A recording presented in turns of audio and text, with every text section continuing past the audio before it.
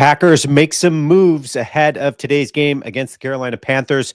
Let's jump into it. But first, speaking of moves, if you haven't heard the latest, the Ravens deal Jair Alexander to the Philadelphia Eagles. What do they get in exchange? They get a 2027 seventh round pick to the Eagles in exchange for a 2026 sixth round pick. Alexander, he's only played in a couple games this year, and this is a familiar Alexander that what we've seen in Green Bay three of the last 4 years out of him. It's too bad. I thought this guy was a very good corner in the league, and he still has all these mystery injuries. He's a healthy scratch.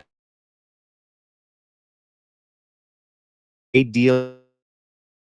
The Philadelphia Eagles are going to inherit the exact same problem than what we've seen in Green Bay. Okay, so let's jump into the moves the Packers made.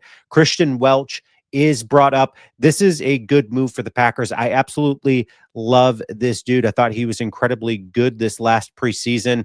Welch, of course, is filling in for Nick Nyman, who moved to the IR.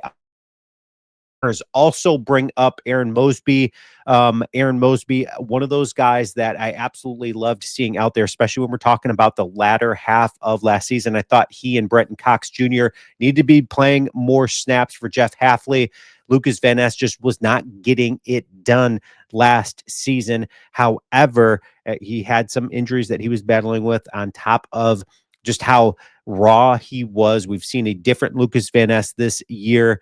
Brenton Cox Jr., the Packers are incredibly loaded. In fact, let's take a look at just how loaded they are. When we're talking defensive end, you've got Rashawn Gary, Lucas Van Ness. Again, Lucas Van Ness, much improved from last year, from the previous years, what we've seen out of him. Brenton Cox Jr., we've yet to see him this year, but this is a guy that stepped up in a big fashion for Jeff Hafley last season. Really love Brenton Cox Jr. Excited to see him back out on the football field. You've got Micah Parsons, of course, that addition before the season started.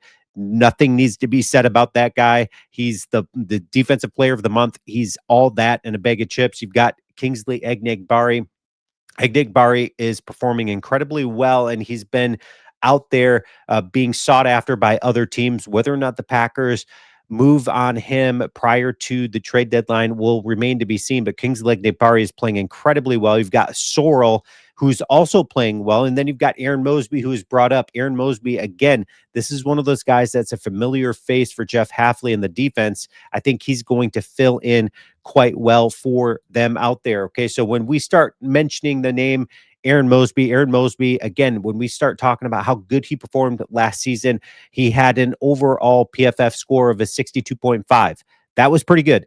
He was really good against the run. He was almost a 68 PFF on against the run. I thought he was very well performed, very well last season. And when we start talking about how important Christian Welch is, not only to the football field, but to special teams, that guy brought it. In fact, this past preseason, he had an overall PFF score of a 94.3.